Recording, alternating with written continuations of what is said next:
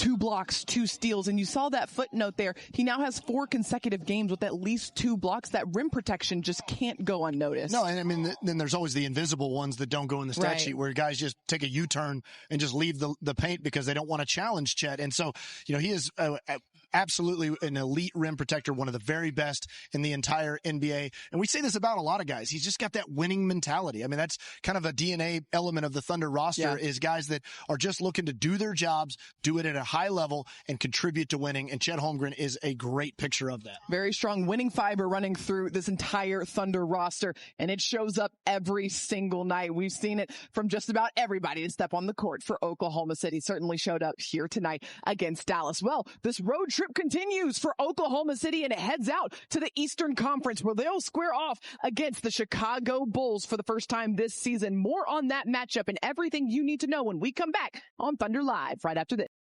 Thunder Live on FanDuel Sports Network is brought to you by Toyota. Let's go places. A great game here in Dallas to kick off a road trip. The Thunder walk away with a 187 victory. Let's get you over to the press room so you can hear from Thunder head coach Mark Daigneault postgame. Mark, you guys had that 12-0 burst in the first quarter. What did you feel like you maybe started to establish in the opening 6 minutes of the game? We did a good job of controlling that game. Obviously, we got out to the early lead. I think just naturally when you play a game like we did the other night at home, the next game is a challenge, just in terms of drumming it back up, getting back to the bottom of the mountain. And I was really, really pleased with how we came out. I thought we came out. It was a professional effort, and put ourselves in a really good position, put ourselves in the driver's seat of the game. Wasn't a perfect game, obviously, but I was pleased with that. Playing on the road is hard for any player, no matter how long they've been in the league. But Shai, breaks Will Chamberlain's record tonight, 59 straight games and at least 20 points on the road. What do you see in terms of just the way he carries himself as a professional and as a kind of a steward of the game and the organization on the road? I mean, he's a great road player, obviously. There's really no difference in his game, home or road. I think that's a certain level that some guys get to, is just their ability to consistently perform in all the environments. We have a lot of guys like that within their role, but he's certainly one of them. I think Kaysen had 7 assists, 6 boards in this one. So I've kind of seen him carry over some of the things he was able to work on, while you guys are really shorthanded. Yeah, he seems really steady with the ball right now, decision-making, just even the strength of his ball handling at the moment. And that's obviously helpful. We're going to need that. It's not only when those guys are out. He's on the floor quite a bit. With the way teams choose to play us at times, we need him as a pressure release or somebody that can ball handle or somebody that can make a secondary play. And this stretch of games has given him the confidence and the tools to do that. And so I thought that showed up tonight. I agree with you. Obviously, every player is going to go through hot streaks, cold streaks throughout the season. With Wiggs, I noticed you're starting him first off the bench. Is that just a way of trying to maybe jumpstart him, and what are maybe some things that you guys can do to get him going? I wouldn't read into like the order of the rotation. A lot of that's those are dominoes that fall based on what we want to accomplish in earlier or later parts of the rotation. So I wouldn't associate it with that. But generally, it's an 82-game season. Not everybody plays at an optimal level. All 82 games. Fortunately for us, we have a lot of guys that are like high floor players that even when they don't have their fastball offensively or whatever it is, they're still very functional and playable, and he's in that category. So it's easy to ride with him through kind of the dips, if you will. And Kaysen was an example of that. Before he just really popped, he had a stretch of time where he wasn't really playing great, but he's still easy to play. He's competitive. He plays inside the team. He executes on both ends of the floor. Wiggs does that too. We're going to need him. He's going to play better than this offensively.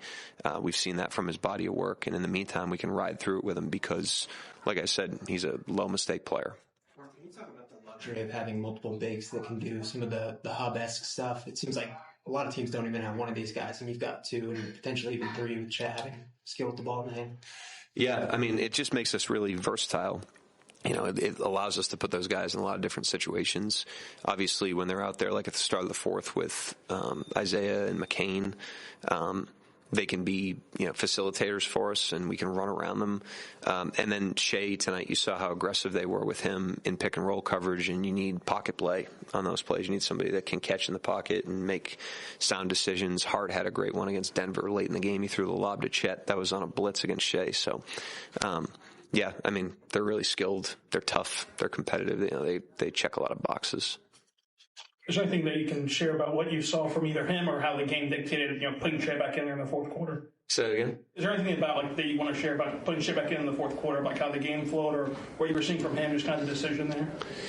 I mean, it's, that could go either way. I probably could have held him a little longer, but I think it was like 16 or 18 when I did it. And, it's my philosophy, you try to slam the door in those situations when appropriate. And so it's different every time. Sometimes I ride it a little longer.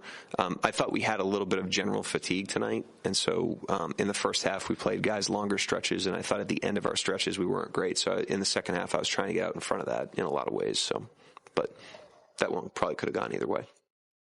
Well, the Thunder pick up the win tonight against the Dallas Mavericks, and the road trip continues, and it takes place next in Chicago on Tuesday. That starts a back-to-back that'll wrap up in Madison Square Garden, where the Thunder will square off against the New York Knicks. So the next test for Oklahoma City takes place in the Eastern Conference, a team that the Thunder hasn't faced this season in the Chicago Bulls, and a Bulls team that has an undulating season this year.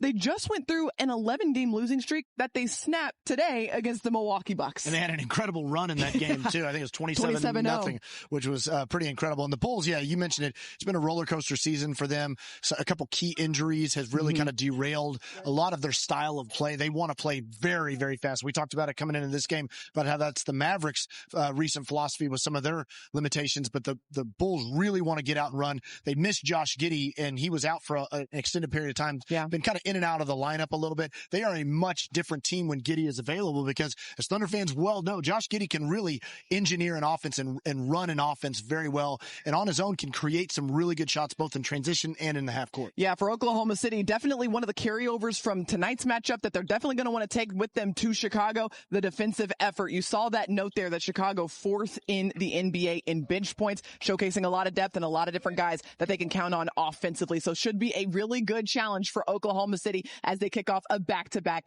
in Chicago.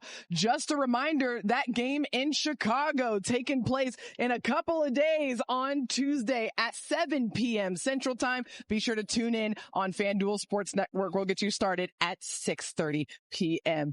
But that wraps us up here at American Airlines Center. The Thunder and the Mavs squaring off for the third and final time this season. Oklahoma City picking up the series sweep with a 187 victory. Chet Holmgren with some great numbers. Shai Gilgeous-Alexander breaking records. Got another 30-point performance here tonight. And the Thunder going to take this party out to Chicago to square off against the Bulls on Tuesday. Until then, thanks so much for tuning in. Have a great rest of your night.